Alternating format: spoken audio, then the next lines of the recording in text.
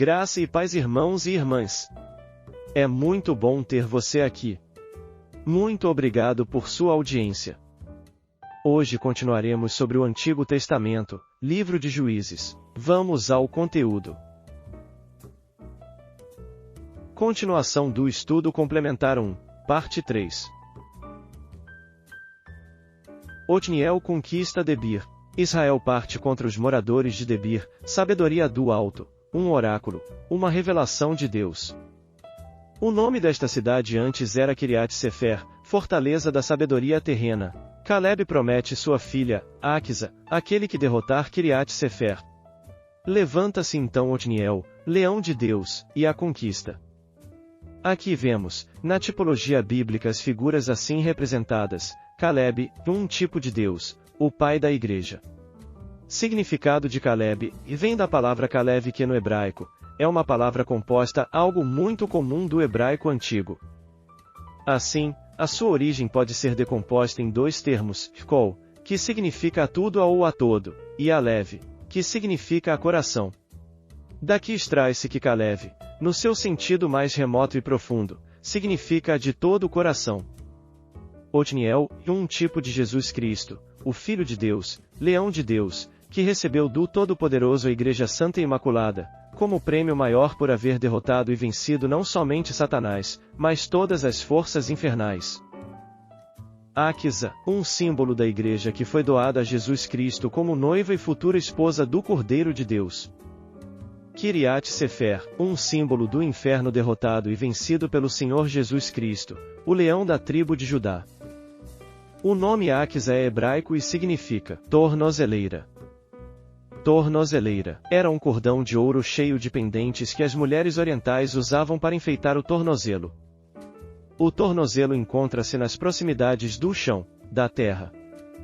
A Igreja do Senhor Jesus é a joia de Jesus Cristo que deve descer sempre, para que Deus seja exaltado. Áquisa apiou do jumento.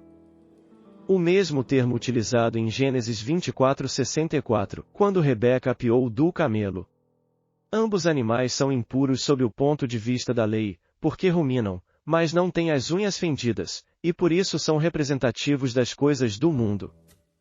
Além disto, em ambos os casos o povo envolvido são os cananeus. Tanto Abraão instruiu a seu servo que não tomasse nenhuma mulher dentre os filhos dos cananeus, quanto Judá em Juízes sob a destruir os cananeus.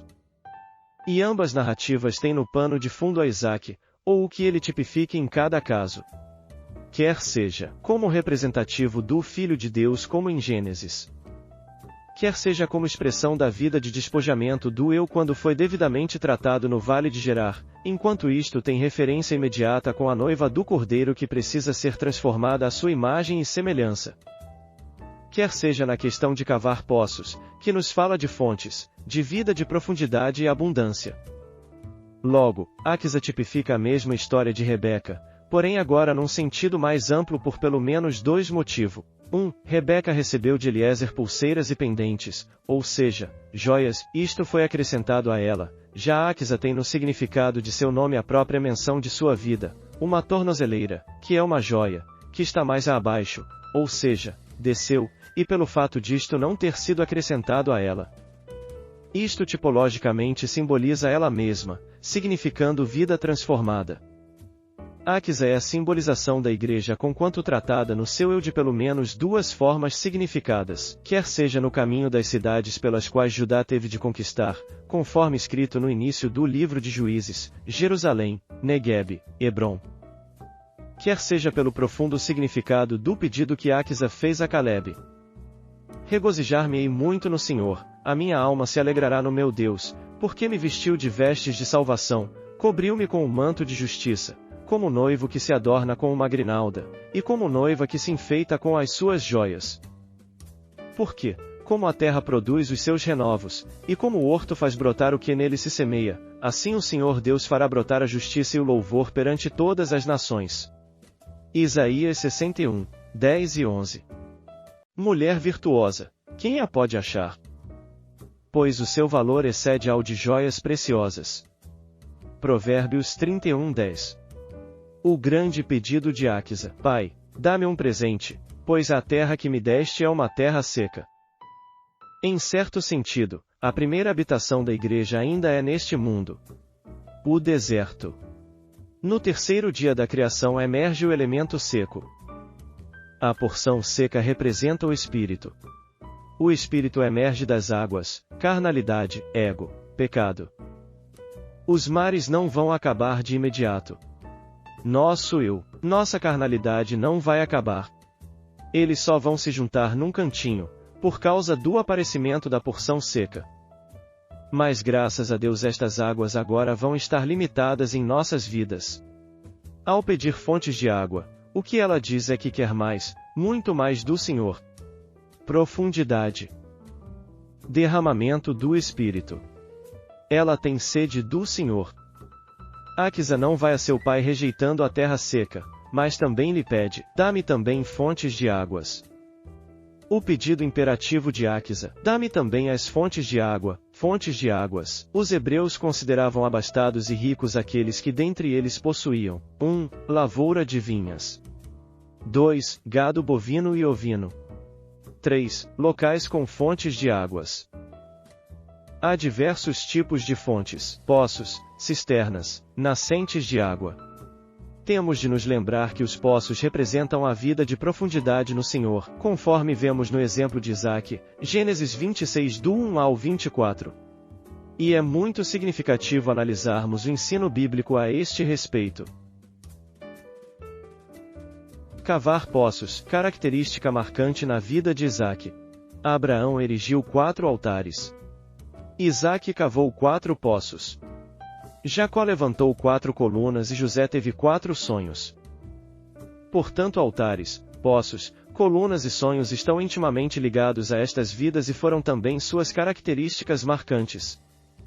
O altar na Bíblia representa a vida de entrega, o poço representa a vida de profundidade. Deus queria que Isaque permanecesse em Gerar, que Isaque tivesse uma vida de profundidade.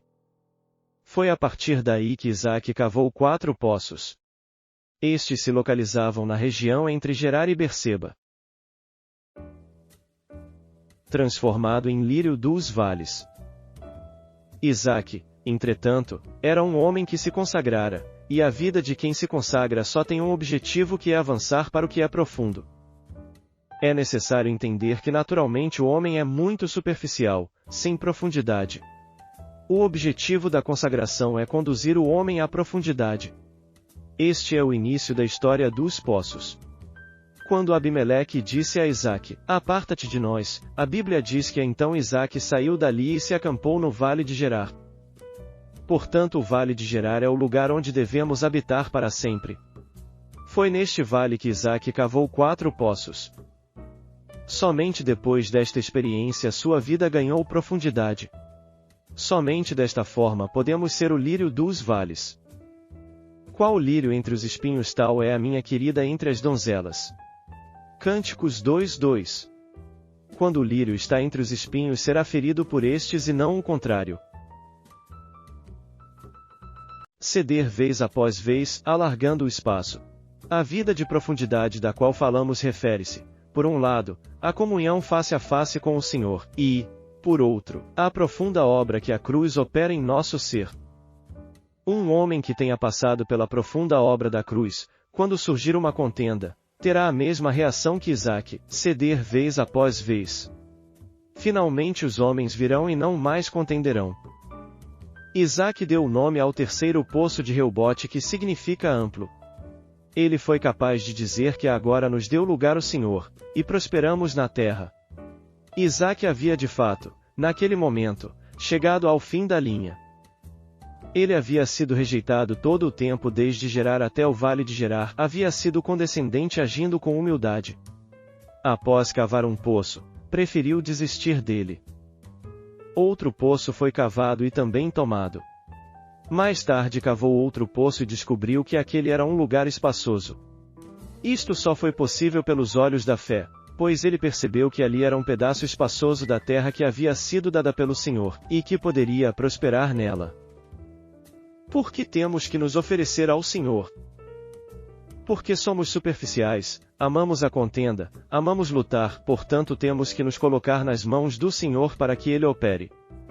Ter uma face esbofeteada é vergonhoso, ser compelido a andar é ter a vontade própria ferida, ser despojado da túnica é ter o direito próprio removido, mas todas estas situações são bênçãos disfarçadas. Mateus 5 do 39 ao 41. Surpreendentemente, após Isaque ter cavado o terceiro poço, a Bíblia diz, dali subiu para Berseba, Gênesis 26:23. Ele deixou sua habitação inicial. Será que nós deixaríamos um lugar espaçoso logo após termos experimentado que outros usurparam nosso direito quanto a 2 poços que havíamos cavado e que seriam nosso por direito de justiça? Mas nada mais era capaz de atingi-lo. O primeiro poço, o segundo, o terceiro e nada o atingiu. Embora proclamemos que seguimos ao Senhor, quando perdermos reputação ou benefícios, logo contamos aos outros que sofremos a perda. Mas com Isaque não foi assim. Apesar de não ter contendido pelo terceiro poço, ainda assim ele o deixou para trás. Assim, quando se dirigiu para Berseba, a Bíblia diz que, naquela noite o Senhor apareceu a ele. Gênesis 26:24. Aqueles que falam mais alto aqui na terra são chamados de os mais fortes. Mas no reino do Senhor o princípio é deixar, deixar e deixar novamente. Quando isto acontece, Deus se manifesta a nós. Obrigado por assistir até aqui. E não perca a continuação do estudo complementar 1, no próximo vídeo. Graça e paz, irmãos e irmãs.